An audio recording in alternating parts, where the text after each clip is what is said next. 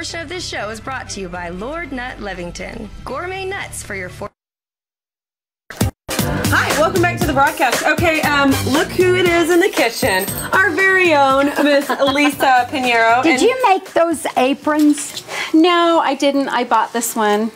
But we pulled it matches your dress exactly. I know, I planned it that way. Look at this, how cute that is. Okay, I'm sorry. You almost were fooled that I knew how to cook for a second, weren't you? Okay. Okay, so Lisa's always, the reason I love going to eat dinner with you, we go out to eat a lot, and she'll go, I could make this at home a lot better, but not better, but you could make it healthier. Yeah. And so she's trying to teach me how to kind of become a fit foodie and like substitute some of my favorite foods with healthier options, and potato salad is like my favorite indulgence. And it's like a staple for the 4th of July, right? Yeah. But it's the potato salad that we're all used to that's loaded with mayonnaise, loaded with fat. It's the yellow, yucky but isn't that what makes salad. it so good? Well, that's what everybody says, but this is a recipe that like no one's going to have. You're going to impress everybody. It's fresh.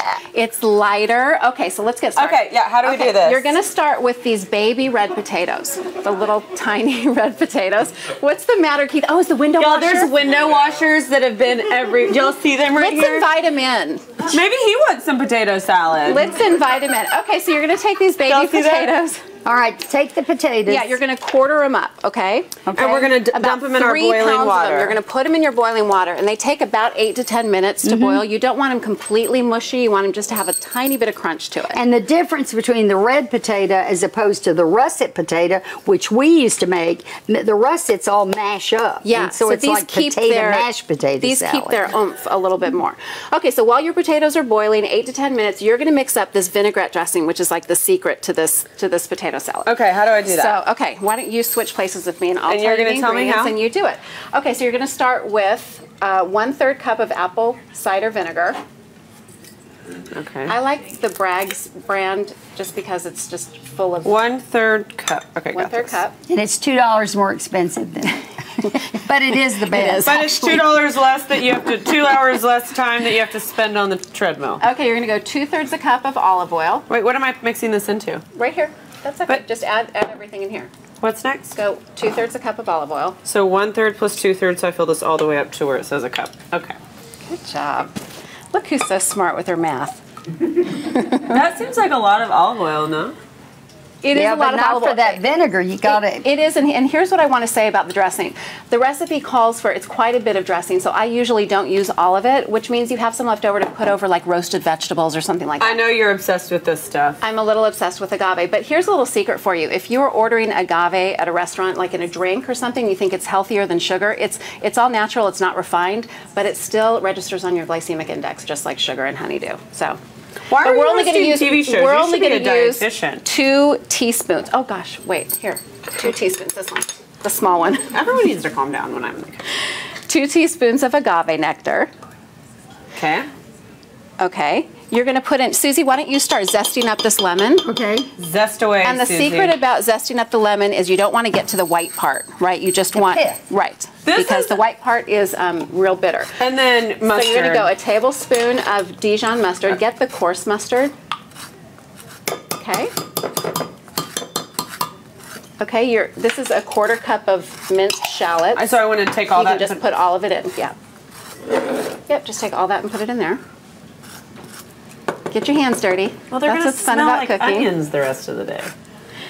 I might have a really hot lunch day after this, and I don't want to smell Not like after onions. this, sister. You're going to stink.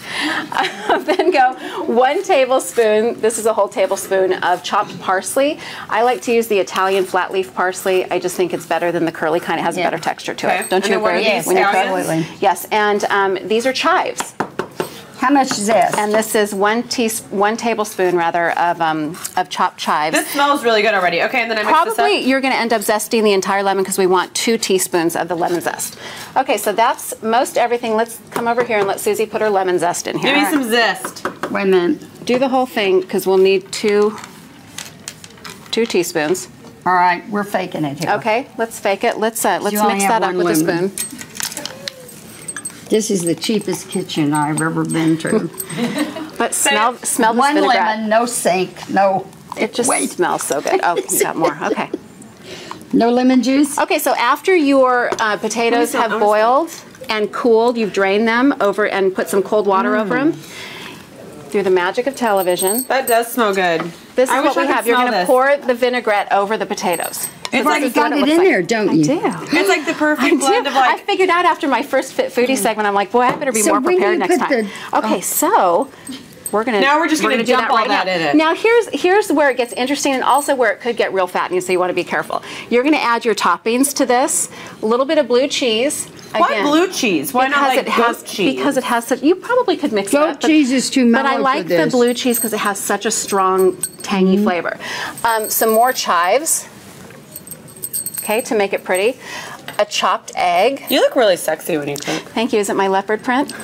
It's when you bend over the bowl. Okay, and then if you in my corset dress that I literally cannot breathe in this dress. There's That's why a it's so mirror funny up here that y'all can't see, and that's quite the shot. We don't want to do that. I look like one of the Blue Martini girls. Thanks, you guys.